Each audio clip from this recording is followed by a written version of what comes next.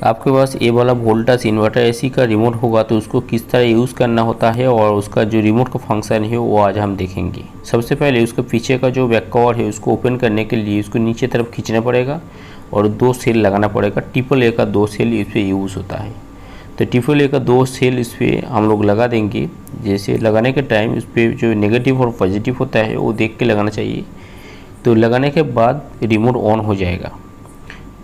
Remote जब on हो जाएगा तब उसको आप यूज़ कर सकते हैं। जैसे यूज़ करने के लिए उसको क्या क्या करना पड़ेगा, मतलब कैसे सेटिंग करना पड़ेगा। जैसे सबसे पहले शुरू करेंगे इसका पीला वाला जो बटन है। पीला वाला जो बटन है मतलब रिमोट और एसी दोनों इसी बटन से चालू होगा और इसी बटन से ऑफ होगा। मतलब एसी को ऑफ ऑन करने के लिए ये पीला वाला बटन यूज़ करना पड़ेगा। मतलब इससे चालू होगा, इससे बंद होगा। उसके ऊपर आते हैं प्लस माइनस को बटन है।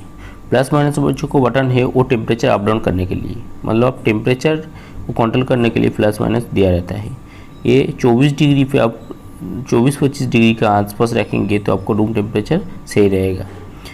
ये सेंटीग्रेड के हिसाब से इसके नंबर जो नीचे करेंगे कूलिंग ज़्यादा आएगा, मतलब एसी ज़्यादा देर तक चलेगा, और नंबर जो रुपये कूलिंग कम चलेगा, कूलिंग कम होगा और कम टाइम चलेगा। उसके बाद आते हैं पावर बटन के बाजू में मूड वाला बटन। मूड वाला बटन में 5 फंक्शन है, cooling mood, dry mood, fan mood और हीट मूड। सबसे पहले वाला जो बटन है फुल जैसे दिख रहा है ये कूलिंग मूड। इससे कूलिंग होगा और आप एसी को अपने हिसाब से इसको कंट्रोल कर सकते हैं, मतलब आप अपनी मर्जी से इसको कंट्रोल कर सकते हैं। फैन स्पीड हर कुछ चेंज कर सकते हैं। इसको और एक बार दबाएंगे तो पानी का बूंद जैसे आ गया है। ये ड्राई मूड, बारिश के मौसम के लिए इस पर कूलिंग कम होगा और फैन स्पीड स्लो मूड पे चलेगा। आपको आप फैन स्पीड को कंट्रोल नहीं कर सकते।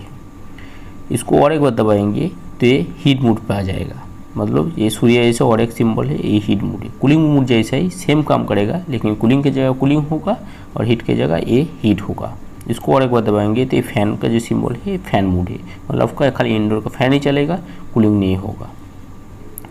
उसके बाद आते हैं राइट साइड पे फैन वाला जो सिंबल है। फैन वाला जो सिंबल है आपका जो एसी का जो डिस्प्ले में 24 डिग्री दिखा रहा है उसके राइट साइड पे जो सिंबल है मतलब वो फैन का स्पीड के लिए। ये इंडोर का जो फैन है इसको अप डाउन करने के लिए, मतलब रेगुलेटर जैसा काम करेगा ये। उसके नीचे आते हैं वी स्विंग और ए स्विंग, राइट साइड और लेफ्ट साइड पे। वी स्विंग मतलब वर्टिकल स्विंग और ए स्विंग मतलब हॉरिजॉन्टल स्विंग। मतलब आपका जहाँ से एसी का हवा थ्रो करता है वो वाला जो फ्लावर होता है उसको ऊपर नीचे करने के लिए वी वाला स्विंग यूज़ होता है, और अंदर वाला जो स्विंग है वो लेफ़्ट राइट करने के लिए ये स्विंग होता है।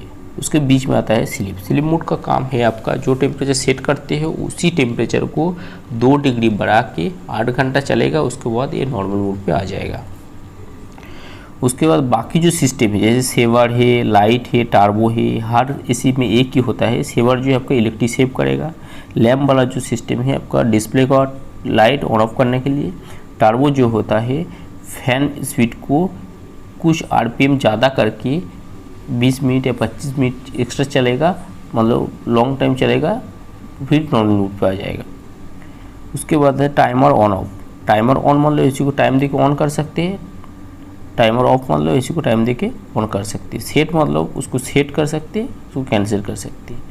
नीचे लेफ्ट साइड पे टेम्परेचर स्विच। टेम्परेचर मान लो ये टेम्परेचर स्विच दबाएंगे तो आपका डिस्प्ले में रूम का अंदर कितना टेम्परेचर अप हुआ या डाउन हुआ वो दिखाएगा। राइट साइड पे वाईफाई और एडजस्टिंग है। वाईफाई मतलब आपको रिमोट जो है वो वाईफाई के साथ कनेक्ट कर सकते हैं, और एडजस्ट जो है उसको एडजस्ट करने के लिए मतलब आपका रिमोट का जो सेटिंग है उसको एडजस्ट कर सकते हैं। अब आते हैं सेवर वाला जो स्विच है लेफ्ट साइड पे लैम्प के बाजू में। सेवर स्विच का 2 काम है। एक है आपका जो एनर्जी सेव, मतलब आप टेम्परेचर हाई हो जाएगा मतलब 26 पे सेट हो जाएगा, मतलब आपकी इलेक्ट्रिक बचत करेगा। और फैन स्पीड जो है वो स्लो हो जाएगा, मतलब नॉर्मल स्पीड पे चलेगा। इससे क्या होगा आपका रूम का जो टेम्परेचर है वो कम होगा और इस पर पावर सेव करेगा, मतलब आपका पैसा बचत करेगा। इस पर और एक काम होता है जब एसी पहली बार इंस्टॉल होता है और एक एरर कोड आता है, मतलब उसको ओपन करना पड़ता है। वो ओपन करने के लिए ये सेवर स्विच कुछ टाइम दबा के रखना पड़ता है, फिर एक कोड उस पर एंट्री करने के बाद फिर आपका एसी ऑन हो जाता है। वो किस तरह ऑन होता है वो अगले वीडियो में दिखाएंगे। तो चलिए आज के लिए इतना ही, मिलते हैं अगले वीडियो में।